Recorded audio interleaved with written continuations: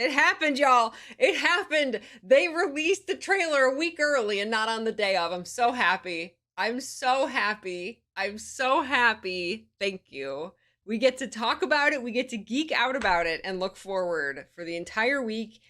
Let me don the headset. Uh-huh. Bring your army in. I will devour everything. Yeah, he's like a cannibal. Of Nyos, you have lived in nightmare for millennia now. Not one day longer. Every hour, more of my soldiers die. Win the throne. I fear we march to our end. We'll lose everything. The music, though. And finally, she brings herself before the throne. I've been waiting. Ow, how cool we got a close-up. Whoa! Look at that! Look at that artwork! Oh my god. He's on like a throne up here.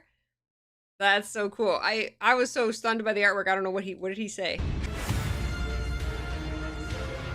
What a hype trailer. New Ranger pet. She brings herself before the throne. I've been waiting. Look at him! Princess of Traitors. I've been waiting, Princess of Traitors. Oh my god. Holy heck. Let me move this so you can read it. That artwork is amazing.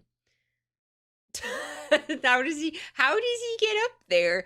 He has his Cryptus make like a stairway. And he climbs up their backs. And whoever's at the top, once he gets to the top, he eats them. Yeah. Because that's what he does. He eats his own kind. He's a cannibal. It's hardcore. We're gonna march in on Eparch's castle. Herself before the throne. I love his design. Look at him. Look, he's so cool looking. Yes, bring your army in. I will devour everything. He means that literally. All the like effects on here, all of like the effects on the video, the music, like it's so intense, and with like the title cards, like these trailers are well done. I hope we get some kind of like a cutscene. The end of the last episode, when Eparch first appeared, really could have used a cutscene. And it was just kind of in world.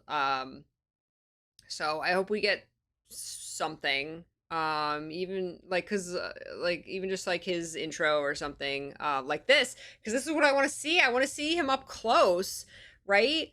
They've been doing it for a long time where we'll see these really cool cinematic shots in trailers, but then nothing like that is in the episode itself. And like I remember season 4 doing that, and me being so excited, like seeing something really cool in a trailer and waiting for it in the episode, and then it just never happens, and always being like disappointed.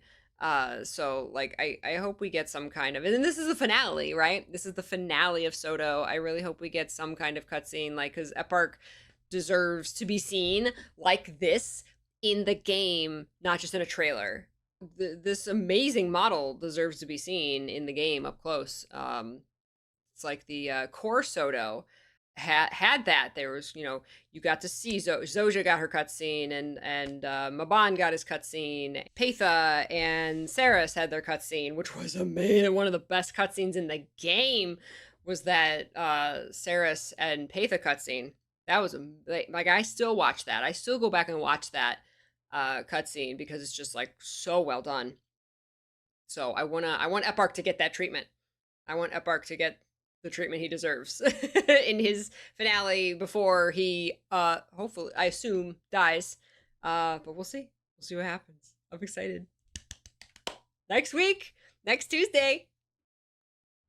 So there was also, in addition to the trailer, a blog post. So let's take a look at this. There's the trailer we just watched. Look at that artwork. Wait, the thumbnail is completely different artwork. They really like the backs of characters. Let's show the backs of characters. At least Paitha's kind of on the side. That's really cool. I like that. Finally, we have 3 exciting quality of life updates coming with this release. First, squad messages will now appear when hovering over commander icons on the minimap. That's awesome! So you can just hover, if you see a commander tag on the map, on the minimap, you can just hover over it and see what they're doing if they set a squad message. That is awesome! Second, by popular request, we're introducing a nifty accessibility upgrade that allows players to customize the color and shape of the targeting reticle while using the action camera mode. Ooh, action camera reticle settings. Oh, cool. Very nice. That's fantastic. We love options. And finally, we are increasing the guild membership limit from 5 to 6 for all players. Time to make some more friends. Nice. I expected them to say like from 5 to 10. 5 to 6. Okay, one more guild slot. I think that's probably to prepare for alliances, because World versus World changes are coming. So I'm assuming they're kind of like gearing up for that. But that's awesome. There was also a quality of life update that happened that allows you now to right click any player and see their gear, like to see cosmetic wise. So if you see someone who looks really cool, or if you see someone who's like, oh man, I love those shoulder pieces, you can like right click them and it'll bring up what shoulder pieces those are. This had mixed feedback. A lot of people were saying, oh my gosh, this is awesome, this is amazing, and really, really liked it. But some people, some of the people who didn't like it were saying things like, well, it discourages then actually talking to that player, saying, hey, hi, I really like your shoulder pieces. What are they? And you strike up a conversation with another player, right? They're like, that kind of completely eliminates the need to do that. And then some people were saying that they didn't want to share what their build was. They look really cool and they don't want someone to just copy what they're doing, right? Which you still can. Like, you can just, look up what they're wearing. Like, it's not like no one can possibly copy you. Like, of course they can. This just makes it easier. But that was another thing that I saw people saying. But the feedback that I saw on it was mostly positive. Most people said, this is awesome. Thank you for that. I think it's really to encourage people to play more, right? Plus, encourage, if you inspect it and you see it's something from the gem store, then that directs you to the gem store, right? So I definitely think it's a really good business decision on ArenaNet's part to do that. To keep people playing, keep people engaged in the game, and spending money on the gem store to very easily see what other people have if you think something looks cool. So I think it's either way, I think it's a very smart decision.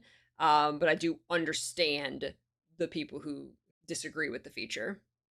Eliminate the need to talk to people. Best update ever. Talking to people in my MMO? No. It'd be cool if you get a notification someone was looking at your clothes. That could be. Yeah, that I don't know, but then it could be like, oh, people are watching me. But you could turn that notification off, right? And yeah, but if you see like, oh, so and so is looking at your gear, and then you could choose to strike up a conversation like, oh, hey, did you want to know how where to get something, or always watching, right? Aren't you forgetting something? Oh, right. What happens after the Midnight King? Well, you'll find out very soon, as it turns out. In the next few weeks, we'll post a development retrospective blog post for Guild Wars 2 Secrets of the Obscure. That'll be nice. That talks about what we learned from the process and how we're taking those lessons forward into our next expansion. As always, that's cool. I really want to, that's going to be very interesting to read. Shortly after that, you'll get your first look at what the next expansion has to offer. Technically, we have gotten a screenshot. We've gotten a single screenshot of some trees for the next expansion. Between that and everything we talked about above, it's shaping up to be a pretty exciting summer. As a final note, I'd like to take a moment to extend a heartfelt Pizak. Wow, he got another chipmunk. That's his second chipmunk today that I've seen. He ate the last one. Well, most of it. Sorry. Anyway. As a final note, I'd like to take a moment to extend a heartfelt congratulations to 4 remarkable individuals who recently celebrated their 20-year anniversaries working at ArenaNet. Wow. Tommy Foote, the environment art lead, Aaron Coberly, the art director, Andrew Frosty Gray, the lead designer, and Matthew Medina, the narrative designer. Thank you for your undying dedication, creativity, and passion. Here's to many more years of crafting incredible experience together. Yay! I didn't realize, wow, four people who have been with ArenaNet like since the very beginning. And that's ArenaNet. That's like Guild Wars 1. I knew Matthew Medina had, because I saw on Twitter, he shared his little like your nameplate, and like every year and like every release, every major release, you get like a little like magnet to put on there, and his is like you can't even see his name anymore. He's got every magnet from like every Guild Wars 1 and 2 release. It's so cool to see. He's just been with the game for so long. Oh, that's cool. I'm glad he shouted them out. That's awesome. And to our community, as always, thank you for your continued support. We will see you in game. Josh, not an actual Grouch Davis, game director. I love that they do that. It's such a cool way to mark milestones with the studio and the franchise. It reminds you that actual human beings make this game. You know, I love it. And it's giving them recognition for being so dedicated to this project and to the studio. I love it. Job security in gaming in 2024? What? 0 out of 10 blog post, no ranger pit.